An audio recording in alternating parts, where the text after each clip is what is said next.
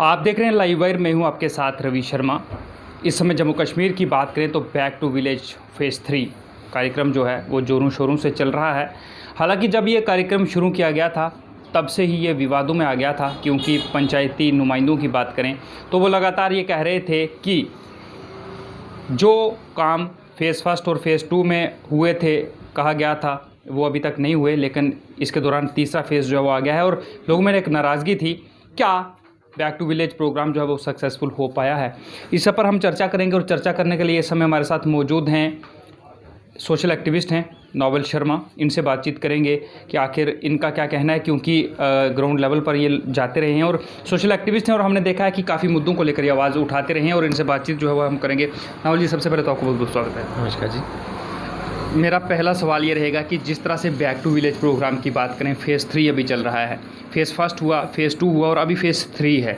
हमने देखा लोग इसका विरोध कर रहे हैं, जो चुने हुए नुमाइंदे हैं पंचायत के वो विरोध कर रहे हैं और आरोप ये हैं कि जो काम उन 2 फेज़ में बोले गए थे वो अभी तक नहीं हुए, वेस्टेज ऑफ मनी, लोग ये कह रहे हैं। आप किस तरह से देखते हैं? देखिए, मैं आपको ये कहूँगा, जो बैक टू विलेज पार्ट 1 और पार्ट 2 अब पार्ट 3 है, मैं ये कहूँगा, मैं यहाँ का एक पंच भी हूँ। मैंने जितने भी लंबेड़ी ब्लॉक के अंदर जितने भी काम लिखाए गए, उनमें से एक काम भी जो है बैक टू विलेज में नहीं हुआ। मैं तो सीधे तौर पे ये कहूँगा कि ये वेस्टेज ऑफ मनी है, क्योंकि आपने देखा होगा कि पिछले काफ़ी दिनों से पीएचई वाले जो डेली विज़र्स हैं वो घर में बैठे हुए हैं, क्योंकि उनको सरकार सैलरी नहीं दे पा रही, गवर्नमेंट सैलरी नहीं दे पा रही। वो सैलरी जो यहाँ वेस्टेज कर रहे हैं मनी, जो ये बैक टू विलेज के प्रोग्राम्स करवा रहे हैं, मेरा ये मानना है कि करोड़ों रुपए जो हैं यहाँ खर्च हो रहे हैं। अगर मेरे माध्यम से, मेरे जो विचार हैं उनसे मैं ये कहूँगा कि इनको कहीं ना कहीं ये जो पैसा वेस्टेज कर रहे हैं यहाँ, ये पीएचई वालों को देना चाहिए और लोगों को पानी दें। वो आज की डेट में मैं आपको बताता चलूँ, यहाँ पानी की इतनी किल्लत है, हर घर में पानी जो है वो 1 महीने के बाद पहुँच रहा है, क्योंकि जो मैक्सिमम पंचायत में जो वर्कर्स काम करते हैं वो सारे डेली विज़र हैं। एक वर्कर्स जो है वो परमानेंट है। और ये मेरी एक एलजी साहब से भी रिक्वेस्ट रहेगी, डीसी साहब से भी रिक्वेस्ट रहेगी कि कहीं ना कहीं इनको अगर पे टाइम पे मिल जाए तो ये लोगों का जो रोना है पानी के प्रति वो ना हो। नावल जी, एक और चीज़ मैं जानना चाहूँगा, बैक टू विलेज प्रोग्राम की बात करें, हमने देखा वहाँ पर लोग भी शिरकत नहीं कर रहे हैं। ग्राम पंचायत होती हैं वहाँ पर और उन ग्राम पंचायत में भी लोग जो हैं वो वहाँ पर नहीं आ रहे हैं। क्या कारण आप समझते हैं कि लोग वहाँ पर नहीं पहुँच रहे हैं? क्या जो पंचिस सरपंचिस की बात करें वो उन लोगों तक मैसेज नहीं पहुँचा रहे, या लोग खफा हैं? क्या मैं सीधे तौर पर ये कहूँगा, ये बैक टू विलेज जो है ये सीधा फ्रॉड है, क्योंकि यहाँ बैक टू विलेज में उन्होंने स्टार्टिंग में ये लिखा था, जो बुकलेट आई थी उसमें ये लिखा था कि हर एक डिपार्टमेंट का एम्प्लॉय वहाँ पहुँचेगा। लेकिन मैं आपको ये बताऊँ, ये बड़े अफसोस की बात है। मैं पिछले 2 दिन जब गया बैक टू विलेज में, मैंने दौरा किया अपने ब्लॉक के अंदर जितने भी जगह बैक टू विलेज था, वहाँ डिपार्टमेंट के जो हैं सिर्फ व सिर्फ 2 या 3 एम्प्लॉय पहुँचते हैं।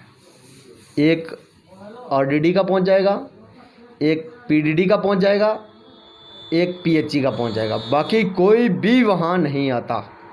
इसका कारण ये है कि इनके ऊपर जो सुपरविज़न है वो टोटली कमज़ोर है, क्योंकि वो पूछा ही नहीं जाता। वो तीसरे चौथे दिन आके अटेंडेंस लगा जाएंगे कि हम यहाँ आए थे। ये है सीधी। सुरक्षा की बात करें, जिस तरह से सरकार ने ये कार्यक्रम तो चलाया, हमने देखा बैक टू विलेज प्रोग्राम की बात करें तो जो लोग वहाँ पर आते हैं एम्प्लॉय, मामले मारपीट तक पहुँचे। आपने देखा होगा जिस तरह से ब्लॉक सुंदरबनी की बात करें, ब्लॉक सियोट की बात करें, तो मामले मारपीट तक पहुँच गए, पुलिस तक मामले जो थे वो पहुँच गए। आपको लगता है कि जब इतना बड़ा प्रोग्राम हो, आप ग्राम सभा कर रहे हैं, आप सैकड़ों की संख्या में लोगों को इकट्ठा कर वहाँ पर कर रहे हैं, लोग वहाँ पर आएंगे तो वहाँ सुरक्षा जो है वो भी होनी चाहिए, पुलिस के लोग भी वहाँ पर होने चाहिए, सिक्योरिटी होनी चाहिए। क्या लगता है आपको कि अगर पुलिस वहाँ पर होगी तो ये मारपीट तक जो मामले पहुंचते हैं वो बंद हो सकते हैं? बिल्कुल, ये आपने बहुत ज़बरदस्त क्वेश्चन किया है मेरे से। मैं आपको ये कहूँगा कि पहले नंबर तो गवर्नमेंट ने जब ये सब फैसिलिटीज़ ये प्रोग्राम शुरू किया था तब उसके लिए पुलिस का होना बहुत ज़रूरी था।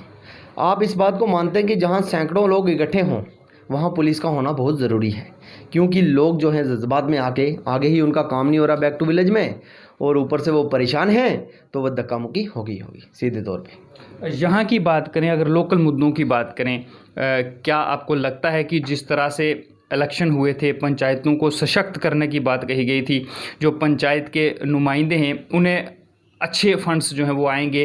क्या आपको लगता है कि वो सारे काम जो दावे पहले किए गए थे वो हो रहे हैं यहाँ पर? मैं तो ये कहूँगा कि ये एक डमी सरपंच एंड पंच खड़े किए हुए हैं उन्होंने। यहाँ कोई भी काम नहीं हो रहा, कोई भी फंड नहीं आ रहा। मैं आपको ये बताता चलूँ, आपने देखा होगा यहाँ हमें चाहिए क्या होता है। सबसे पहले हमें चाहिए पानी, बिजली, गली, ये 2-4 चीज़ें जो हमें चाहिए होती हैं, लेकिन सरकार ये चीज़ पूरी नहीं कर सकती। हम यहाँ से अगर एक विधायक को चुनते हैं, हम लोग जब एक विधायक को चुनते हैं, उनका ये फ़र्ज़ होता है कि वापिस आकर यहाँ देखना कि कहाँ बिजली की कमी है, कहाँ पानी की कमी है, लेकिन कोई भी यहाँ नहीं देखता। क्योंकि ऐसा है, जब किसी को भी ये कुर्सी मिल जाती है उसके बाद वो पीछे देखता ही नहीं है। और मैं तो ये कहूँगा कि सरकार की भी एक बहुत बड़ी नकल एजेंसी है। अभी सरकार नहीं है, गवर्नमेंट नहीं है, तो यहाँ कुछ ना कुछ करना चाहिए। लोगों को पानी मिलना चाहिए, लोगों को बिजली मिलनी चाहिए, लोगों को गली मिलनी चाहिए। और आपको पता है कि आज की डेट में हर एक आदमी को ये पता है कि सरकार किसी को पैसे नहीं दे सकती। उनकी जो ज़रूरतें हैं डेली नीडेड, जैसे बिजली होगी, पानी हो गया, गली होगी, ये सभी उन्हें चाहिए। एक और सवाल मैं करूँगा, क्योंकि इस इलाके की बात करें तो दूर दराज के इलाके में इसको गिना जाएगा। बेशक हाईवे के आसपास का इलाका है, लेकिन दूर दराज के इलाके की तरह इसको गिना जाएगा, क्योंकि जो सुविधाएं शहरों में होती हैं वो यहाँ पर नहीं होती हैं। और अभी एक और सवाल इससे हटकर है, क्योंकि यहाँ के भी बड़े से युवा हैं जो अभी एक लिस्ट जो थी वो आउट हुई थी फाइनेंस सर्विसेज की, तो युवाओं ने जोर शोर से 2012 में अपने फॉर्म्स लगाए। 7 साल के बाद जाकर वो प्रोसेस जो था वो स्टार्ट हुआ। अब 2020 में लिस्ट निकलती है तो बड़े मायूस हैं। ये कहा जा रहा था कि विकास होगा, लोगों को नौकरियां जो हैं वो दी जाएंगी, लेकिन वो उस लिस्ट में भी विरोध हुआ, प्रदर्शन हुआ, ये आरोप लगे कि धांधली। इस पर आप क्या कहेंगे? यहाँ के भी तो काफ़ी युवा होंगे, उनमें किस तरह की नाराज़गी है? देखिए, ये बड़े शर्म की बात है। मैं तो ये कहूँगा, ये जो फायर एंड सर्विसेज की लिस्ट जो आउट हुई है, इसमें हमारे जो जम्मू प्रोविज़न के हैं वो श्रीनगर के मुकाबले में 1% भी लिस्ट नहीं यहाँ के लोग आए। ठीक है, मैं आपको बताता चलूँ कि श्रीनगर में जो 8th पास था, 9th पास था, 10th है, उनके वहाँ नंबर आ गया, लेकिन यहाँ का जो MA MAd ग्रेजुएट जो भी है उनका नंबर नहीं आया। क्योंकि उसका कारण क्या है? हमारे यहाँ के नेता जो हैं वो सोए हुए हैं। मैं तो सीधे तौर पे कहूँगा, हमारे यहाँ के नेता सोए हुए हैं, क्योंकि वहाँ के लोग जो हैं वो अपने लड़कों को 8th पास वाले को अगर नंबर डलवा सकते हैं, क्या हमारे यहाँ के सोए हुए हैं? उनको नहीं पता कि ये ग्रेजुएट हैं। इसमें ये बिल्कुल फेयर होना चाहिए। और इसके साथ मैं ये कहूँगा कि हम इन सब के साथ हैं, चाहे इनके पीछे हमें रोड में लेटना पड़े, लेकिन ये तो या तो ये स्ट्रेट करेंगे या फिर जो लीगल कार्रवाई है इसमें की जाए, जो जस्टिस होगा वो किया। भारतीय जनता पार्टी के जम्मू कश्मीर के प्रदेश अध्यक्ष रविंद्र रैना इसी गांव के हैं, इसी इलाके के हैं, और काफ़ी दूर तक वो पहुंचे। और लोगों की एक उम्मीदें थी, जब सरकार यहाँ पर थी वो बड़े बड़े दावे करते थे, वादे उन्होंने बड़े बड़े किए। क्या वो क्यों खामोश हैं? वो भी सिर्फ ये कह रहे हैं कि इस लिस्ट में गड़बड़ी हुई है, होना चाहिए। क्या ब्यूरोक्रेट्स जो हैं वो उनकी बात नहीं सुनते थे जब सरकार थी तब भी? आखिर उनकी भी तो 3 साल सरकार रही। 2012 में ये फॉर्म लगे थे, ये लिस्ट पहले भी तो आउट हो सकती थी, ये प्रोसीजर पहले भी तो हो सकता था। वो क्यों खामोश हैं? बीजेपी के नेता क्यों खामोश हैं? मैं बीजेपी का नाम इसलिए ले रहा हूँ क्योंकि नेता जो हैं वो सभी राजनीति करते हैं। भारतीय जनता पार्टी का नाम इसलिए ले रहा हूँ, मैं सवाल इसलिए कर रहा हूँ, एक तो हम उनके इलाके में बैठे हैं, और दूसरा ये रहेगा कि भारतीय जनता पार्टी के नेता ही बड़े बड़े सपने जो थे वो दिखाया करते थे कि 370 में बड़े बदलाव के बाद जम्मू के साथ भेदभाव बंद होगा। देखिए, मैं तो ये कहूँगा 370 टूटा या फिर कोई और भी बड़ा काम हुआ, ये यहाँ की खस्ता हालत हो चुकी है। क्योंकि आपने ये देखा होगा कि पिछले 9 महीने से कोविड-19 के कारण लोगों के बिजनेस ठप हैं, और उसके बाद रही कसर जो थी वो पीछे निकल गई, आगे भी निकल जाएगी जो है। लेकिन मैं इतनी बात ज़रूर कहूँगा कि बीजेपी की पार्टी का आपने नाम लिया है, ये एक रूलिंग पार्टी है, इनका ये फ़र्ज़ था कि ये जो फायर एंड सर्विसेज की लिस्ट जो आउट हुई है, यहाँ धांधली हुई है, इसको यहाँ ही रुकवा देना, ना कि उनको ज्वाइन करवाना।